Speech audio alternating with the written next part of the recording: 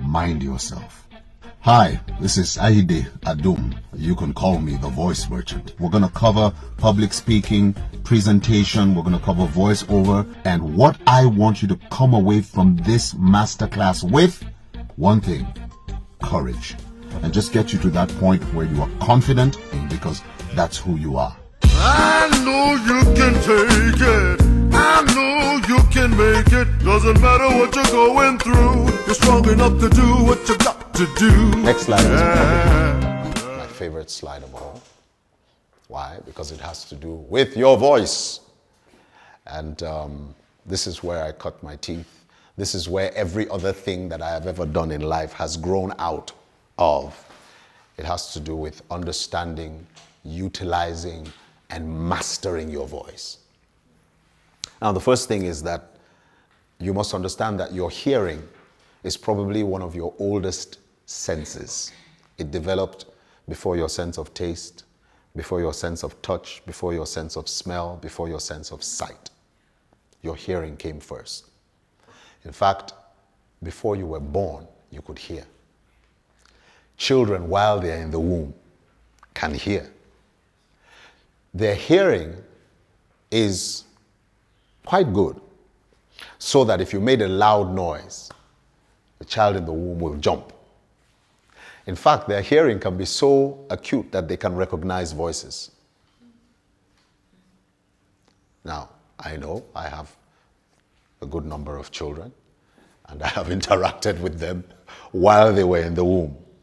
And I can tell you that a child can recognize your voice, especially if every time you come around, if it's your wife or a relative or whoever is pregnant, if every time you come around them, you have a certain routine.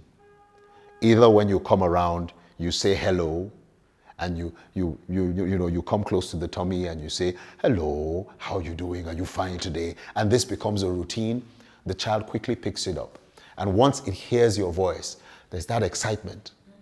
Yeah, I've seen that happen quite a number of times where I walk in and once I speak, I may not even be speaking to the child, but the child hears my voice and suddenly the child becomes restless in its mother's womb. And I know it's doing that out of joy because I'm a good person. I'm not a bad person. Had I been a bad person, then I might have been worried that the child is convulsing for fear. But that is not the case. All right. So, build what you sound like. So, all through our lives, really, we've concentrated more on what we look like, which is good. What you look like is good, especially for people seeing you from a distance, meeting you for the first time. What you look like is really good. There's a story I have about this. But I think that what you sound like might be even better. I met a young man. I act, and I met a young man somewhere, I think, must have either Lagos or Ibadan. And we met on set. Tall, must have been 6'3", 6'4", well-dressed, looks nice. And I walked over to him and, we introduced ourselves. I shook his hand. And because of what he looked like, light-skinned, nice sharp haircut, because of what he looked like, I honestly expected to hear a certain kind of voice. Or I don't know, I had some expectation as to what he would sound like, But I introduced myself, hello, my name is Ahide, this is my first time on set here. I can't remember exactly what he said, but he sounded something like this. He sounded, it's a pleasure to meet you. And it was all I could do from not letting my mouth fall open. Actually, initially, I thought he's putting it on.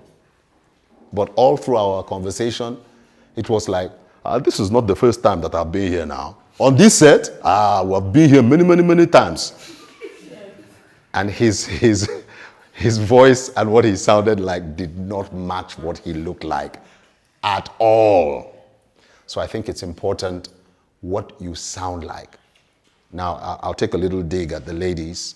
But I've also seen it, where you see a very beautiful girl, she's well dressed, and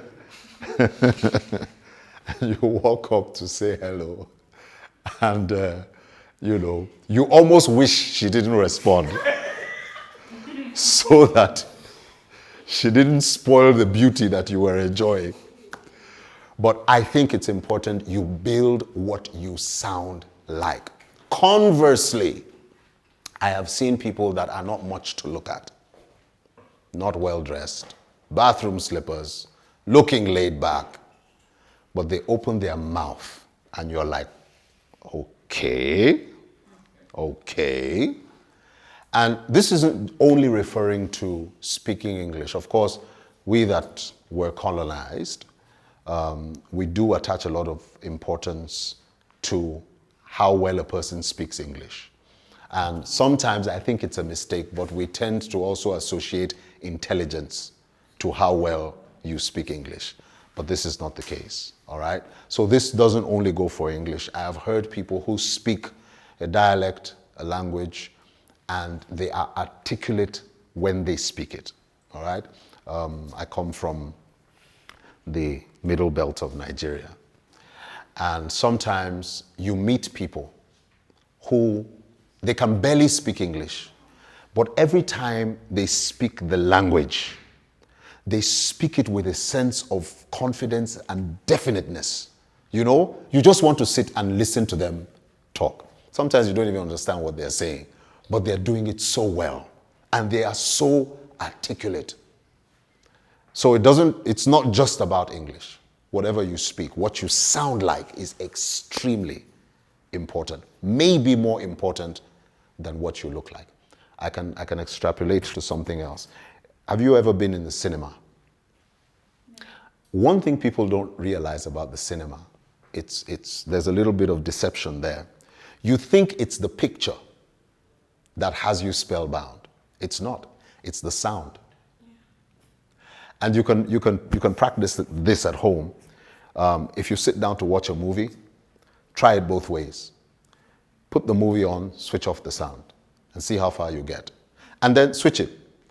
Put the sound on, and put the picture off, and see which one you can concentrate on more. You will follow the sound. There is just something about sound. So you need to build what you sound like, all right?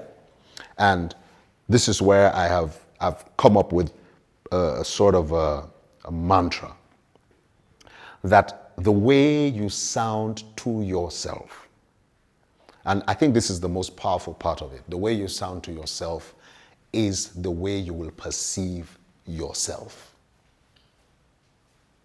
And the way you perceive yourself is the way people will perceive you. The way you sound to yourself will be your own perception of yourself.